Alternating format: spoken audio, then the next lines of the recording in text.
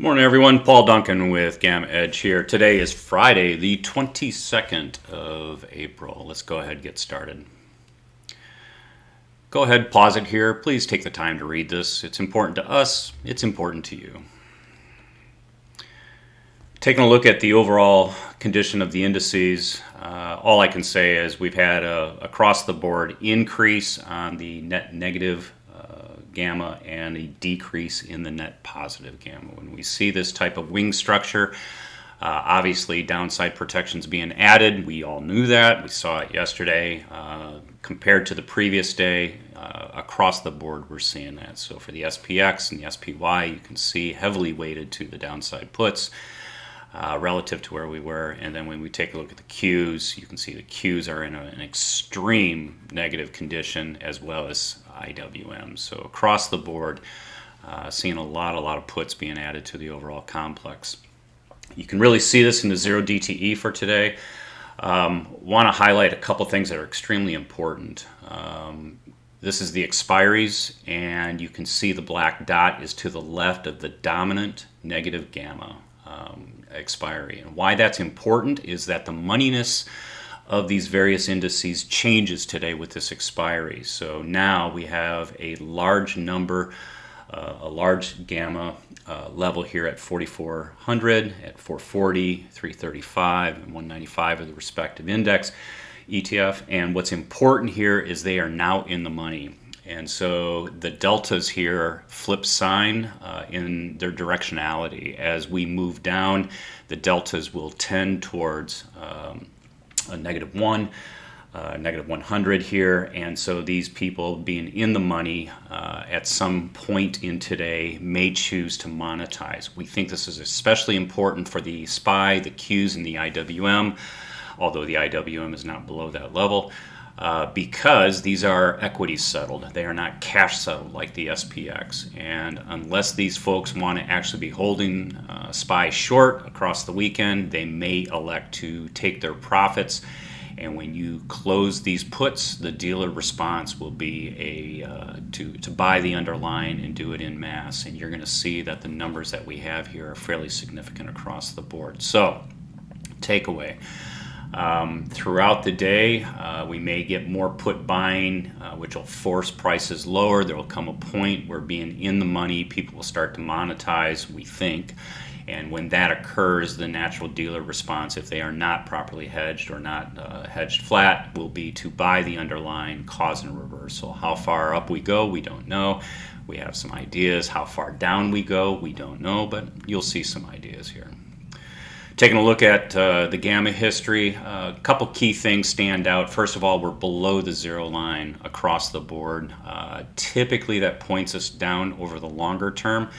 There are obviously the expiry today, which is a fairly significant expiry, fairly strong expiry. So we may actually reverse out of this, but just be aware that when we are below the zeros, and you can look here, when we're below the dotted blue lines, we typically tend to remain below the blue line until we get some serious monetization to the upside. Urge everyone to read the notes here and ask questions if not clear. Taking a look at the flow summary, which is new, which I added this morning, just to get everybody oriented. When we see positive flows here, the red is puts, greens are calls, and you can see that we started off the day yesterday in the SPY with call selling and put buying here, and across the board we ended the day with some put buying. Down here is net premium. When we have put buying, we have actually a negative going transition here, and this was after the close. So this was after the close that we were seeing this major push. So the SPY ended the day with a bunch of people up to about 4:15 Eastern time actually buying more downside protection. The Qs were relatively flat throughout the day, and then we saw some put buying, and then we saw some put selling in the Qs, and that's actually indicated fairly cleanly here in the overall net premium. And then here, taking a look at the puts, we had put buying about midday, as you can see, timestamps here, and then as it ramped up, we had some monetization occur here. That monetization, then we saw more buying. So monetization, then some more buying, and that's where we ended the day here. I urge everyone to read the notes here, and if you have questions, don't hesitate to ask. Taking a look here at the market model via the cumulative tick, we've been saying for several days a reversal off the open is prone to failure, and we got it yesterday. Obviously, we are linear down on the CT. We ended the day at the low of the day. We consider that bearish, and because we're below the moving averages here, we're medium to long term still in a bearish stance. We really need the CT to advance higher, and we have just been incapable of doing that. Vol and the VIX. Not really seeing an edge here. I'm on the wrong side of the trade, in full disclosure. I actually have some spreads down here that are underwater. We'll have to just take a look and see how they go. I've got some time on them, so I might be able to recover. Don't know. Bottom line, the overnight VIX is not settled. We're up higher than where we were yesterday, so we are expecting some volatility. We're also seeing a major expansion in the volatility of vol, which indicates that there's a demand change for the VIX. And as we know, in this case, more puts were desired, which is why the VIX has moved up. We're not seeing an edge here. Play opportunistically if you're so inclined, but we're not seeing extremes on either side. It's really hard to call an edge on this one. When we take a look at the structure, just want to call out that all of the zeros have moved up. Now, when that occurs, it's fairly important because it means that actually there's been some monetization that's going on, and puts have been closed, and calls are being added. As you saw in the flow structure, not a lot of calls, so we think some of this is monetization. Note these levels are something you need to pay attention to. Just study this chart. You can see where we actually touched these different levels yesterday. Just want everybody to be aware of that these do have some pretty good significance. Taking a look at the structure, you're here at 43.93. We think that's important. You're deep in the red here. You can see the different layers that are out here. I'll just call out, this is a pretty ugly transition zone. We can actually go back and forth. There are a number of local zeros that are in this area. And when we see that, we can see some hiding going on. We call this the transition zone. And if we push up in a rally today, we could end up stalling out in these transition zones into the weekend because the gamma exposure in that particular area are negligible relative to being deep in the red or deep up here in the green. Not a guarantee, but we've seen it before. Taking a look at the expiration, huge change from yesterday. We have significant expiry for today. We've really nothing still developing out in May. The end of month is growing more negative, and we're seeing some more negative grow in for next week. So this actually could become fuel for the upside, but we need other catalysts, right? So we have to be somewhat cognizant of what's happening there. Taking a look at the SPX combo here on the right, that's the AM and PM settled. We do not add the SPY into ours. And then taking a look at the 0DTE here on the left, you can see a huge amount of negative gamma. In fact, here at Circle 3, which shows the overall net GEX, we've not seen this negative of a number on a single day expiry in some time. So this is a huge, the boat is tipping, as one of our members says, very, very heavily to one side. So heavily weighted to one side.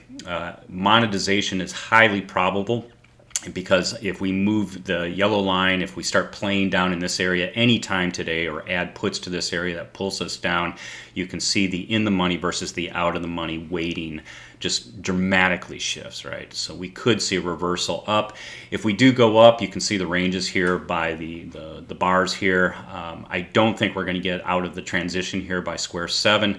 But we could, there's no question. But we've got some areas up here that really won't push us much higher than where you see here at Circle 4 and Circle 5. So be aware of that. Over here in the larger structure, 4,300 is a downside target where the bottom of the range is right in that area. A lot of red in this area. That's indicative of obviously where we're sitting right now.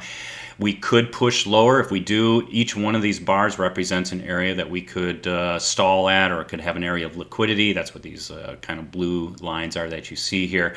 So just be aware of that.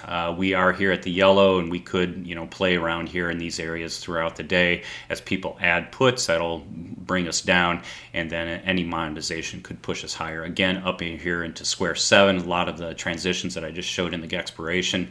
And the overall SPX structure, and then the final, which you're seeing up here at 4,500, I don't think we're going to push higher up into that.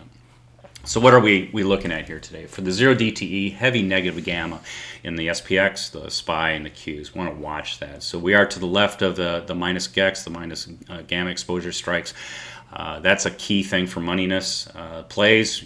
As puts are being added, and you can check the flow, algo flow down in the AI channel. That'll help you understand what's going on in real time. And then if we get that reversal, if you start seeing calls being added or you've seen puts being closed, that could be the time to start playing there. The VIX, not really seeing an edge here. We're seeing that expansion of the VIX and the VVIX, and because of that and because of where we are in the upper half of the Bollinger range, it's going to be hard to play here. Not really any edge there. Cumulative tick model, looking for some bearishness in the morning, confirmed. I don't want to see reversal right off the open. We'll just have to wait and see what we get. Play the directioning in line with the minus GEX and the transition levels, meaning specifically look at the short-term trades in the direction of the CT and confirming price action. So if price is falling and we see some selling in the CT, go ahead and play that directionality. The other side of it is if we see those reversals, look for the CT to stabilize and possibly reverse up and price to start moving up. That'll be the indication of the monetization, and so you'll probably want to participate in something like that. Lines in the sand.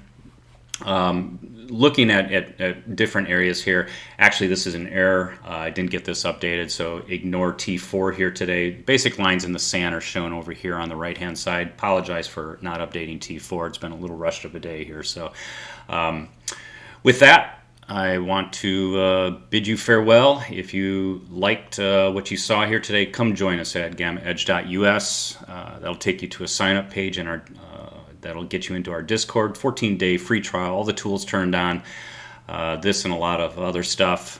We've got a great group of traders. We have a very active voice channel, folks talking all the time and really learning how to apply this to their trading.